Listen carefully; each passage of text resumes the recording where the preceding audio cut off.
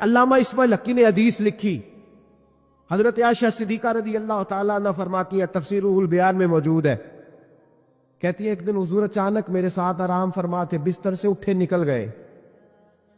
ہمیشہ نبی پاک علیہ السلام کا طریقہ مبارکہ تھا، جب رات کو تہجد کے لیے اٹھتے تو کہتے ابو بکر کی بیٹی حق تیرا ہے، وقت تیرا ہے، پر اگر تو اجازت دے تو میں اپنے اللہ کو راضی کر لوں۔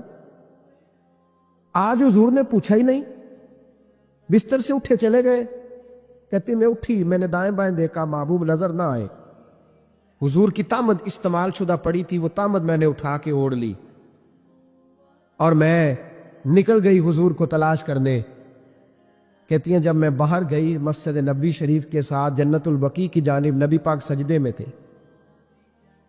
کہتی ہیں میں گئی، تھوڑی دیر کھڑی ہوئی، حضور نے آہٹ سنی تو پوچھا تو کون ہے؟ میں نے کہا میں عائشہ ہوں۔ تو محبوب نے فرمایا یہ عائشہ کون ہے؟ میں نے کہا یا رسول اللہ میں آپ کی زوجہ۔ فرمایا زوجہ کیا ہوتی ہے؟ یا رسول اللہ میں ابو بکر کی بیٹی۔ تو نبی پاک نے فرمایا یہ ابو بکر کون ہے؟ حضرت عائشہ کہتی ہے میرا کلیجہ پھٹنے کو آیا، میں وہاں سے پریشان حال واپس آئی۔ جب میں گئی تھی تب بھی ہلکی ہلکی بارش تھی، واپس لوٹی تو پھر بھی ہلکے ہلکے قطرے بارش کے گر رہے تھے۔ میں آ کے ہامتی کامتی بیٹھ گئی، تھوڑی دیر گزری تو نبی پاک تشریف لے آئے۔ تو حضور صلی اللہ تعالیٰ علیہ وسلم نے مجھے پریشان دیکھا تو کہا عائشہ کیا ہوا؟ کہا حضور آج وہ ہوا ہے جو کبھی نہیں ہوا۔ یا رسول اللہ میں پریشان ہو گئی ہوں۔ حضور عجیب بات ہے، میں گئی ہوں، آپ نے پوچھا کون ہے تو میں نے کہا میں عائشہ۔ کا عائشہ کون؟ آپ کی زوجہ۔ فرمایا زوجہ کون؟ ابو بکر کی بیٹی۔ کا ابو بکر کون؟ اور پھر حضور میں گئی ہوں تو میرے کپڑے بھیگ گئے، آپ آئے تو کپڑے خشک ہیں، سمجھ نہیں آئی۔ تو لفظ سنو حدیث کے، نبی پاک نے فرمایا عائشہ لی مع اللہ وقت، میرا اپنے اللہ کے ساتھ ایک وقت ہوتا ہے۔ آج میرا دوستوں کے ساتھ وقت ہے، آج میرا گھومنے کا وقت ہے، آج میرا خوش گپیوں کا وقت ہے، آج میرا سیاحت کا وقت ہے، آج میرا پکنک کا وقت ہے۔ میرے نبی پاک نے فرمایا لی مع اللہ وقت، عائشہ میرا اپنے اللہ کے ساتھ، میرا اپنے اللہ کے ساتھ ایک وقت ہوتا ہے۔ اس وقت نہ وہاں کوئی فرشتہ آ سکتا ہے، نہ کوئی نبی اور مرسل آ سکتا ہے۔ جب فرشتہ اور نبی نہیں آ سکتے تو عائشہ اور ابو بکر کیسے آ سکتے ہیں؟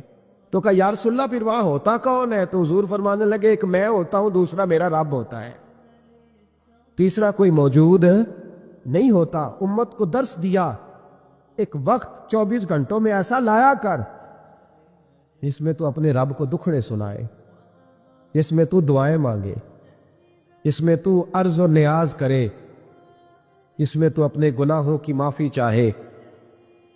اعلیٰ حضرت کے والد گرامی سے کسی نے پوچھا، مولانا نقی علی خان صاحب سے، کہ حضرت جی فرعون 500 سال ہی حکومت کر گیا، 500 سال ہی حکومت کر گیا، اللہ کا مقابلہ کرنے والا پکا کافر بے ایمان۔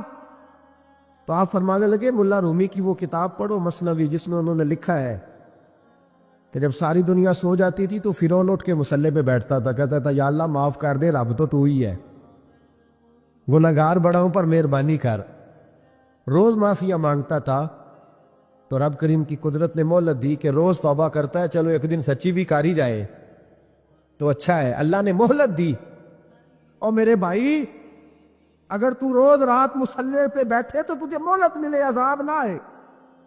اگر تو اپنے رب کے ساتھ تنہائی کرے تو اللہ تجھے مہلت دے، سزا نہ دے۔ لیکن ہم یہ وقت نکالتے ہی نہیں، اللہ کے ساتھ میت کا ہمارا مزاج ہی نہیں۔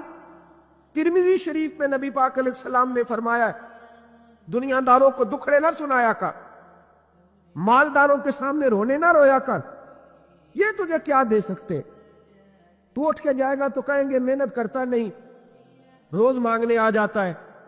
دنیا داروں کو دکھڑے نہ سنا، اور میں دکھ سنا تو اپنے رب کو سنا، اللہ والوں کو سنا، اللہ کے نبی کو سنا۔ اس سے مراد یہ سارے کہا دکھڑے اپنے رب کو سنا۔ اگر تو اپنے رب کو دکھڑے سنائے گا تو تھوڑی دیر ضرور ہوگی، لیکن ایک دن ایسا ضرور آئے گا۔ میرے مصطفیٰ کریم فرماتے ہیں رب تجھے دنیا سے بے نیاز کر کے مالا مال فرما دے گا۔ دھوکے کا مزاج نہ بنا کینچی لے کے نہ گھوم کے کیسے جیب کاٹ سکتی، اللہ کو دکھڑے سنا۔ حضرت عائشہ عرض کرنے لگی حضور چلیں یہ تو سمجھ آ گئی، لیکن بارش مجھ پہ پڑی آپ پہ پڑی نہیں، تو کہا عائشہ تم نے اڑا کیا تھا؟ کہا حضور آپ کی طامت، فرمایا بارش کوئی نہیں تھی، جب تو نے میری طامت لی تو خدا کی رحمتیں تم پر برسنے لگ گئی۔ تو حضور کے وجود سے لگی ہوئی چیز کوئی اوڑھ لے تو رحمت برستی ہے، تو میرے نبی کی مسجد چومنے سے کیوں رحمت نہیں برستی؟ جالی چومنے سے کیوں نہیں برستی؟ جہاں جہاں حضور رکے، جہاں جہاں نبی پاک ٹھہرے، وہاں جانے سے کرم کیوں نہیں ہوتا؟ کیوں ایسی باتیں اپنی زبان سے نکالتے ہیں جو دوسروں کے لیے تکلیف کا باعث، جو اذیت ناک ہو جاتی ہیں، جن کو انسان پھر برداشت کرنے کی طاقت نہیں رکھتا؟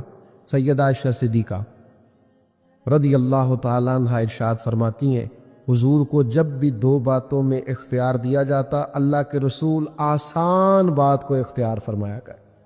حضور لوگوں کو تکلیف دینا پسند، کبھی ایسا نہیں ہوا کہ کوئی مشکل حکم نبی کریم صلی اللہ تعالیٰ علیہ وسلم نے دیا ہو، آسانیاں پیدا کریں لوگوں کی۔ کوشش کریں ہمارا وجود کسی کے لیے بوجھ نہ بنے، ہماری طبیعت کسی کے لیے تکلیف کا باعث نہ بنے، ہمارے لب و لہجے سے، ہمارے اٹھنے بیٹھنے سے کسی شخص کو کسی قسم کی کسی تکلیف کا سامنا نہ کرنا پڑے۔ بے ضرر زندگی خوبصورت زندگی ہوتی، بے ضرر، میں نے پہلے بھی کہا تھا پھر کہتا ہوں، کچھ داماد صاحب ایسے ہوتے ہیں کہ جو آ جائے نا گھر میں تو سسرال والوں کو مصیبت بنی ہوتی ہے، وہ کہتے ہیں چودھری صاحب آ گئے، بڑی تکلیف کا باعث ہوتا ہے وہ، اور وہ سارا کھانا پینا بھی کھاتا ہے، آرام بھی کرتا ہے، اور جاتی دفعہ اپنی بیوی سے کہتا ہے تیرے پیکے میری عزت نہیں کرتے، وہ اذیت دیتے ہیں، تکلیف دیتے ہیں۔ کچھ لوگ ایسے بے ضرر ہوتے ہیں، وہ کہیں چلے جائیں آ جائیں، اسی کسی دے کچھ بھی نہ لگ دے، نہ کوئی زیادہ درد، بے ضرر، جہاں بیٹھے ہیں وہاں بیٹھ گئے۔ ایک دوست تھے بڑے پیار والے اور بڑے سیانے آدمی ہیں، لیکن سیانے بندوں کو بھی کئی دفعہ باتیں کرنے والے وہ دور لے جاتے ہیں۔ تو ان کی سسٹر ان لا کی شادی تھی،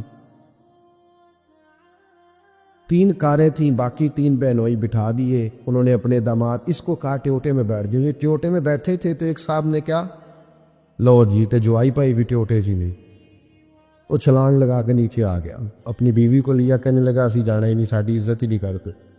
دسو ٹیوٹا سواری نہیں تو انسان بیٹھتا نہیں، لیکن دیہاتی لوگ ہیں نا، اب وہ سارے گھر میں مصیبت بنی ہوئی ہے، اس کی بیوی رو رہی ہے، اس کی ماں رو رہی ہے، بڑی عجیب و غریب کیفیت۔ اس کے سوزے صاحب نے مجھے فون کیا کہ یہ آپ کی بڑی بات مانتا ہے، ذرا فون کرے، تو میں نے اسے فون کیا، میں کہ تو صرف نہ 3 منٹ بھول جا تینوں کسی کو گل کی تھی، تو سوچ بھلا تو نے یہ فساد کس لیے ڈالا ہوا ہے؟ عزت مانگ کے لی جاتی ہے، چھین کے لی جاتی ہے، احتجاج کر کے لی، یہ طریقہ عزت لینے کا جو تم نے اختیار کیا۔ تو 4-5 منٹ کے بعد سوچ کے کہنے لگا اوہ مجھ سے بڑی غلطی ہو گئی، تو مجھے چڑھا دیا کسی نے، میں چڑھ گیا۔ اس طرح کی تکلیفیں بہت سارے لوگ دیتے ہیں، ذہنی طور پر ٹارچر کرتے، او یار تیرے ابا نے تیرے اوپر تو کبھی انویسٹ ہی نہیں کیا، سارے پیسے بڑے بھائی کو ڈاکٹر بنانے میں لگا دی، او جناب یہ پڑھا ہی نہیں، ابا جی کو کوئی اعتراض نہیں تھا اس پر خرچ کرنے پر، یہ پڑھنے کو تیار تھا ہی نہیں۔ تو ٹارچر کرتے لوگ، ذہنی طور پر تکلیف دیتے، اذیت میں مبتلا کرتے۔ امیر لوگوں سے بات کرنی ہے تھوڑی سی، ناراض تو نہیں ہو جائے گا امیر بندے، ہم پتہ کیا کرتے ہیں، غریبوں کو بڑی اذیت دیتے ہیں ذہنی طور پر، خرچے امیر زیادہ کرتے ہیں، مہنگی شادیاں امیر کرتے ہیں، غریبوں کے لیے حالات خراب ہو جاتے ہیں۔ نبی رحمت صلی اللہ تعالیٰ علیہ وآلہ وسلم نے نا ولیمے پر ضرور جانے کا کہا ہے، اور ولیمہ ضرور کرنے کا کہا ہے، اور حضور نے پتہ کیا فرمایا، فرمایا وہ بدترین ولیمہ ہے جس میں اسے بلایا جائے جو آنا نہیں چاہتا، اور اسے نہ بلایا جائے جو آنا چاہتا ہے۔ یعنی جو غریب آدمی، سادہ آدمی دعوت قبول کرے گا اسے دعوت نہیں دی جاتی، لیکن کسی بڑے آدمی کے پاس وقت لے کے کارڈ لے کے پہنچتے، جناب 10 منٹ کے لیے آ جائے، یہ بدترین۔ اور ایک اور حدیث میں فرمایا حضور نے کہ وہ بدترین دعوت ہے، اس میں صرف امیروں کو بلایا جائے اور غریبوں کو۔ ہمارے ایک دوست ہیں میرج ہال والے، تو مجھے کہنے لگے کہ کھانا جب ہم دیتے ہیں نا ہال میں، تو اگر بارات کسی دیہات سے آنے والی ہو نا، گاؤں کے لوگ ہو، تو ہم کھانا تھوڑا زیادہ رکھتے ہیں، لیکن اگر شہر کے امیر لوگ ہو تو کھانا تھوڑا رکھتے ہیں، اس لیے کہ امیروں کی تو پرہیز ہی بہت زیادہ ہے، انہوں نے تو بڑے حساب کتاب سے کھانا ہے۔ تو غریب آدمی بیچارہ، اب غریب کو طلب ہوتی ہے، اسے روز گوشت نہیں ملتا، لیکن اس کے لیے ہم گنجائش دینے کو تیار نہیں ہے۔ وہ بڑی خوبصورت مثال ہمارے استاد صاحب ہمیں سنایا کرتے تھے، کہتے تھے کہ غریب آدمی تھا، امیر دوست کی شادی میں چلا گیا، اور چلا اس طرح گیا کہ وہ نا ورکشاپ پہ کام کرتا تھا، تو وہیں سے فارغ ہوا تو اسی طرح کپڑے اس کے میلے کچیلے تھے، اس پہ گرد لگی ہوئی تھی، اب گھر جاتا تو دیر ہو جانی تھی، تو وہ بھاگ کے شادی میں چلا گیا، تو جو باہر کھڑا تھا نا آدمی، اسے اندر ہی نہیں داخل ہونے دیا۔ اس نے کہا جناب آپ کدھر آ گئے ہیں، تو بڑے امیر رئیس اعظم کی شادی ہے۔ اس نے بڑی منت کی، بالآخر وہ رو پڑا، یار تیری مہربانی، میرا قریبی دوست ہے، مجھے دا۔ اس نے کہا جناب آپ جا ہی نہیں سکتی، حالت تو دیکھیں اپنی۔ اب وہ دوڑا گیا گھر، تیزی سے کپڑے بدل کے واپس آیا، شادی بالکل اینڈ پہ ہو چکی تھی۔ اب جب وہ سوٹ بوٹ اور وہ مایا شایا اور وہ جناب اس کا لباس بڑا حسین، تب اس کے لیے خود سے دروازہ کھولا گیا، وہ اندر گیا تو ساتھ رو رہا ہے، اور ساتھ وہ ڈونگا لے کے نا سالن والا برتن، تو اس میں کبھی اپنا کرتا ڈالتا ہے، کبھی اپنا بازو ڈالتا ہے کرتے کا۔ لوگوں نے کہا یہ کیا کر رہے ہو؟ کہنے لگا یہ میری تو دعوت نہیں، یہ تو کپڑوں کی دعوت ہے، اگر میری دعوت ہوتی تو میں تو پہلے بھی آیا تھا، اسی شکل و صورت کے ساتھ آیا، لیکن مجھے اندر گھسنے نہیں دیا، میری غربت نے کیا مجھ کو زمانے میں بدنام، تیری دولت نے تیرے عیب چھپا رکھے، تو یہ تو ان کپڑوں کی دعوت ہے، میرے کپڑے بہترین پہنے ہیں تو مجھے گھسنے دیا ہے، لہذا کپڑے ہی روٹی کھائیں گے، میں روٹی۔ اذیت دی جاتی ہے، تکلیف دی جاتی، آزمائش میں مبتلا کیا جاتا ہے، ایسے ایسے کھانوں کے نام لیے جاتے ہیں جو غریبوں کے ہاں پکتے نہیں، انہیں کہا جاتا ہے فلاں پکانا آتا ہے، تو میں کئی دفعہ کہہ چکا ہوں، پھر کہتا ہوں، جب پیسے آتے ہیں تو عقل بھی آ ہی جاتی ہے، جب انسان کے گھر گاڑیاں آ جائے تو چلانے کا طریقہ بھی آ ہی جاتا ہے، جب اس کے پاس مہنگا موبائل آ جائے تو اسے چلانے کا سلیقہ بھی آ ہی جاتا ہے، جدے کار دانے ہو دے کملے بھی سیانے۔ اذیت نہ دے، تکلیف نہ دے، کبھی کسی شخص کا مذاق نہ اڑائے، کبھی کسی کا کوئی عیب نہ گنوائے، کبھی کسی کو اس کے خاندان کی وجہ سے تانا نہ دے، کبھی کسی شخص کو اس کے رنگ کی وجہ سے تکلیف نہ دے، کبھی کسی کی زبان کی لکنت کی وجہ سے اسے پریشان نہ کرے، کبھی کسی شخص کے قبیلے کے باعث اسے آر نہ دلائیں، کبھی تکلیف نہ دیں۔ ایک صحابی نے جب حضرت بلال حبشی سے کہا تھا نا، وہ حبشن کے بیٹے، تو نبی کریم نے فرمایا تمہارے اندر سے ابھی جاہلیت کی باتیں نہیں گئی؟ حبشن کا بیٹا کہتے ہو؟ کوئی عربی، کوئی اجمی، کوئی گورا، کوئی کالا، کسی کو کوئی فضیلت نہیں، الا بالتقوی، ان اکرمکم عند اللہ اتقاکم، اللہ کے نزدیک اس کی عزت ہے جو زیادہ پرہیزگار ہے۔ بھائیو، ذہنی طور پر لوگوں کو ٹارچر کرنا چھوڑ دیں، تکلیف دینی چھوڑ دیں، آزمائش میں ڈالنا چھوڑ دیں، پریشان کرنا چھوڑ دیں۔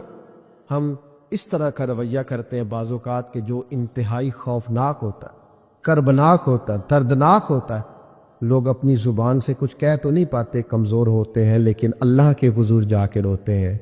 اس وقت سے ڈریے جب کوئی ہماری شکایت رب کی بارگاہ میں لگائے، جب کوئی کچھ بگاڑ تو نہ سکے پر اللہ رسول کے حضور جا کے کہے کہ اس نے بڑا ستایا ہے، تکلیف دی ہے، اس اذیت سے لوگوں کو بچائیں۔ لوگ جب کسی غریب آدمی کو کچھ دینے کے بعد احسان جتلا رہے ہوتے ہیں اور اس پر اپنی نیکیاں گنوا رہے ہوتے ہیں، اور وہ بغیر کسی ٹھہراؤ کے بولتے چلے جاتے ہیں، تو آپ اندازہ کر سکتے ہیں کہ اس مجبور، تنگ دست اور غریب آدمی پر کیا گزرتی ہے، اس کا دل کن بے چینیوں، بے قراریوں اور پریشانیوں کا شکار ہوتا ہے۔ لیکن ہمارے ہاں تکلیف دینے والے ایک منٹ کا بھی وقفہ کرنے کو تیار نہیں ہوتے۔ اللہ کے پیارے رسول صلی اللہ تعالی علیہ وسلم نے 3 لوگوں کے بارے میں ارشاد فرمایا یہ جنت میں نہیں جائے گی۔ نسائی شریف میں یہ حدیث موجود ہے۔ یا رسول اللہ صلی اللہ تعالی علیہ وسلم کون کون لوگ؟ ایک فرمایا جو شراب کا عادی ہو، دوسرا فرمایا جو والدین کا نافرمان ہو، اور تیسرا حضور فرماتے ہیں جو احسان جتلانے والا ہو جنت میں نہیں جائے گی۔ نیکی کی ہے اب تو بھول جا، اور نیکی کی ہے تو اسے محض اپنے رب کی رضا کے حصول کا ذریعہ سمجھ۔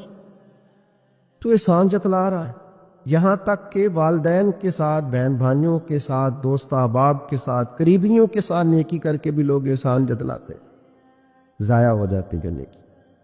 یعنی عجیب بات ہے نا، حضور فرماتے ہیں احسان جتلانے والا جنت میں نہیں جائے گا، یعنی نیکی کر کے دوزخ خرید لی، احسان کر کے، خرچ کر کے اپنے لیے جہنم کٹھی کر لی۔ کیوں؟ احسان جتلایا، اس نے بتلایا ہے۔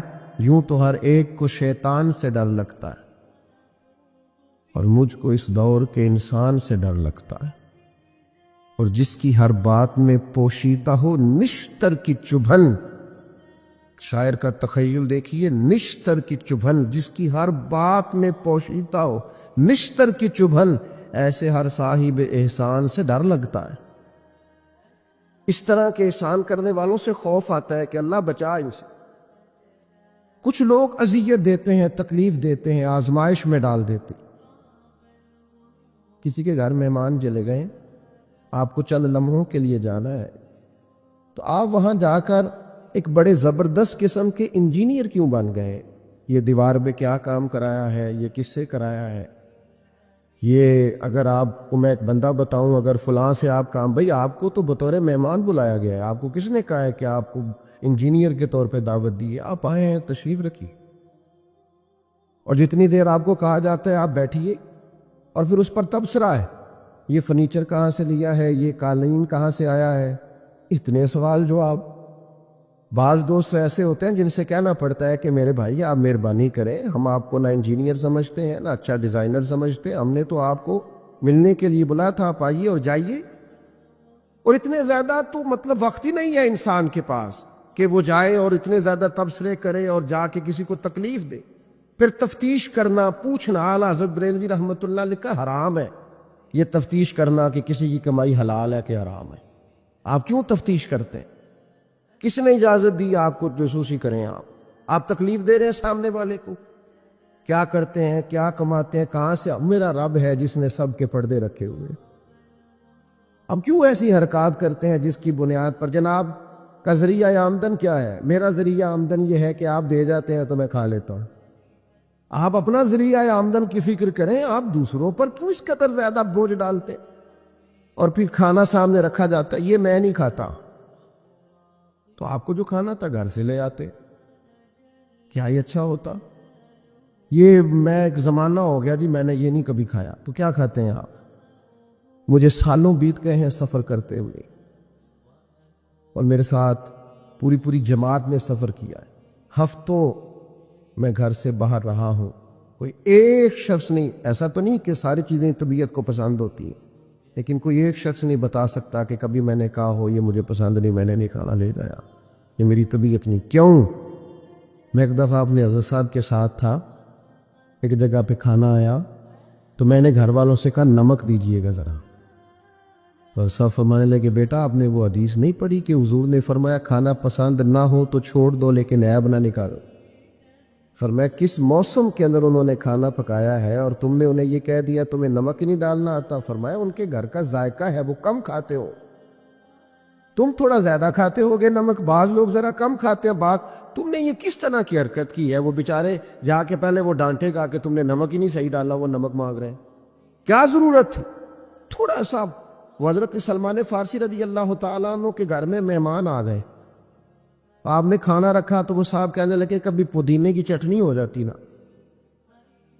تو اب ان کے پاس پیسے نہیں تھے، ان کا لوٹا تھا ان کے پاس پیتل کا یا لوہے کا، لے جا کے گروی رکھا کسی کے ہاں، جو وضو کے لیے رکھا ہوا تھا جناب سلمان فارسی، پھر وہ لوٹا گروی رکھ کے پیسے لائے، اس کا پودینہ خریدا اور لا کے مہمان کو دیا، تو مہمان کہنے لگا جی اللہ کا شکر ہے ہم قناعت پسند ہیں، جو مل جائے کھا لیتے ہیں۔ یعنی ایک تو یہ کہ پہلے فرمائش کر دی، پھر اس کے بعد نیک بننے کا ڈھونگ بھی رچایا۔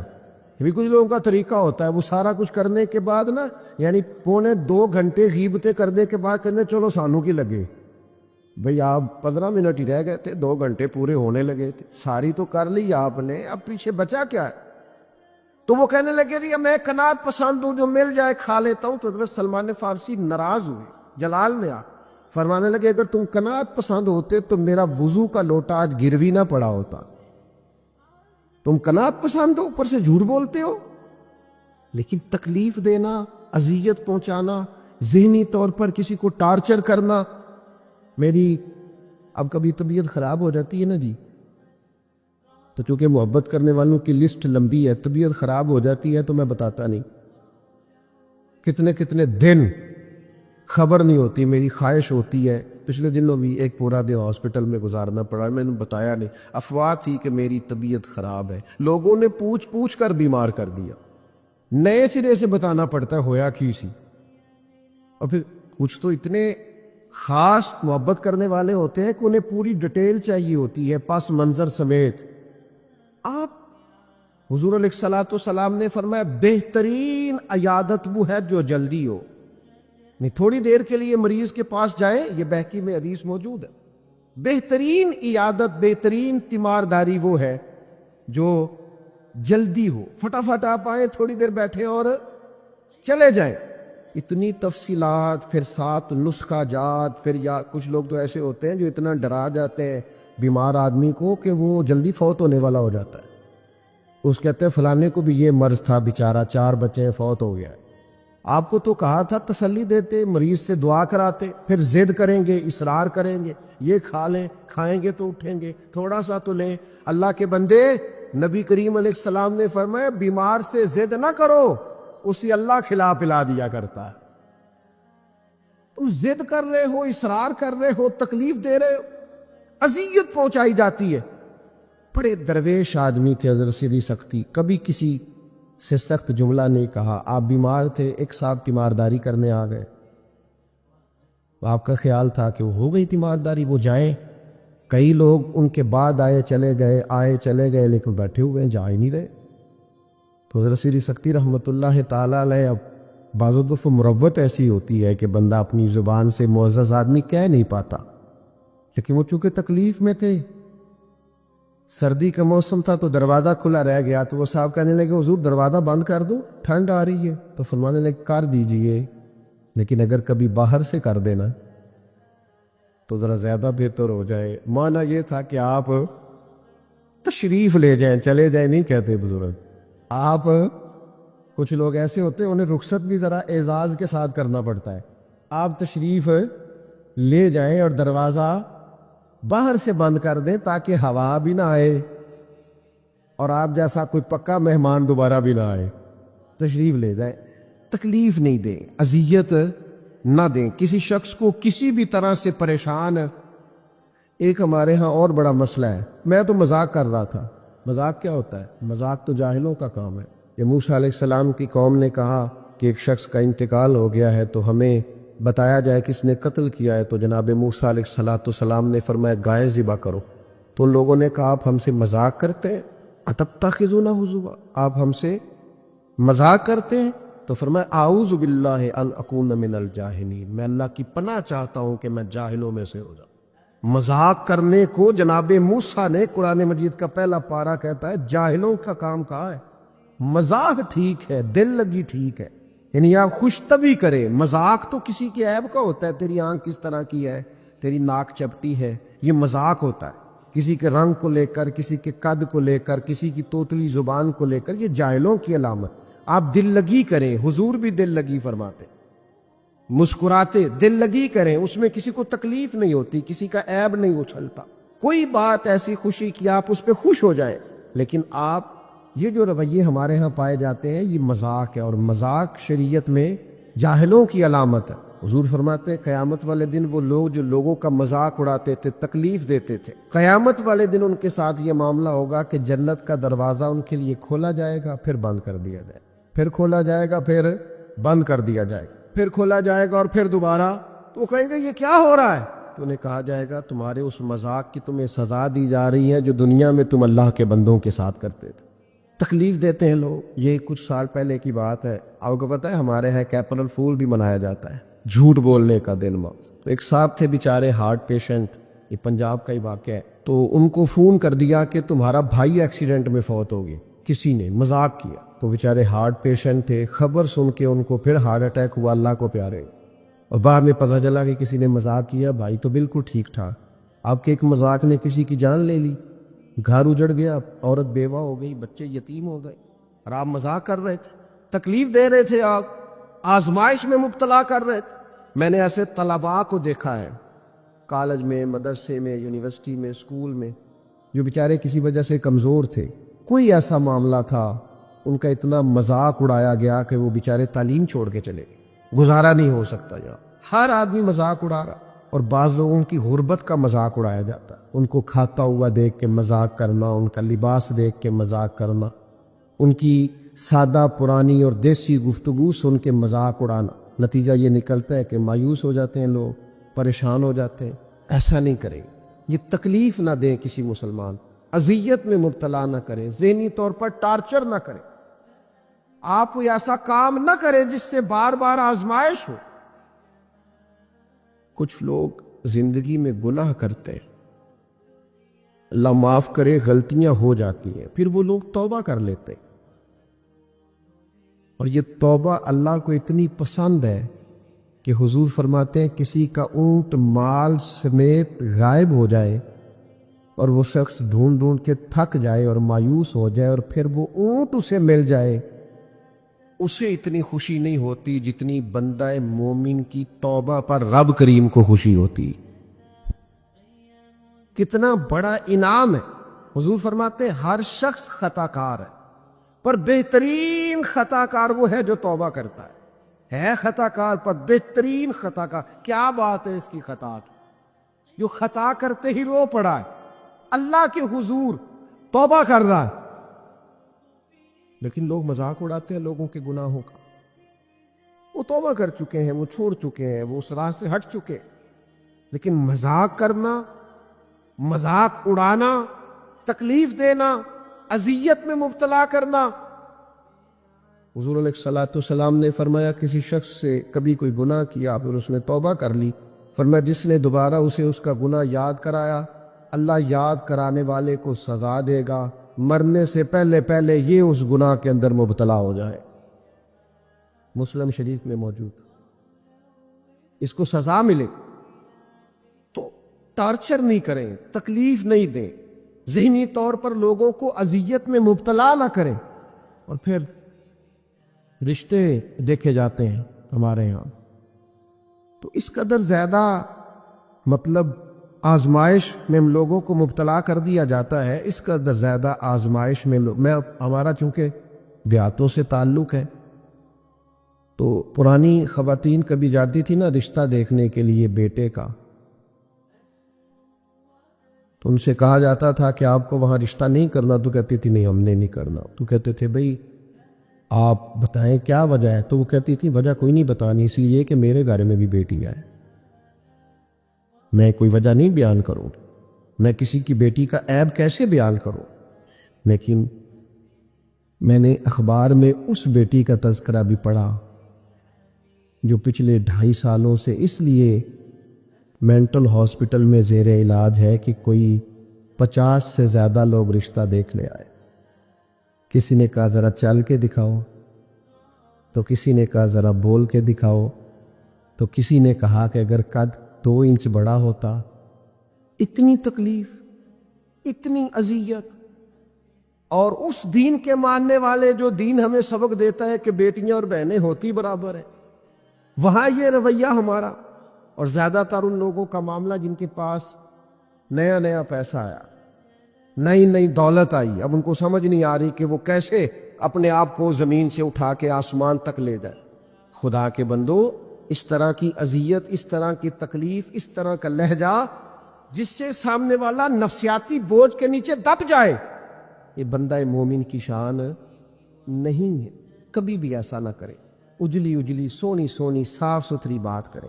مومن کی شان یہ ہے کہ سب کچھ ہو سکتا ہے پر مومن جھوٹا نہیں ہوا کرتا, وہ بددیانت نہیں ہوتا, وہ کسی کو تکلیف نہیں دیتا, اذیت نہ دے, پریشان نہ کرے. گھنٹوں بیل بجا رہا ہے گلی سے گزرنے والا آدمی، لیکن صاحب گاڑی لگا کے چلے گئے، انہیں پتہ ہے دوسری گاڑی نہیں گزرے گی، لیکن وہ اذیت دے رہے ہیں۔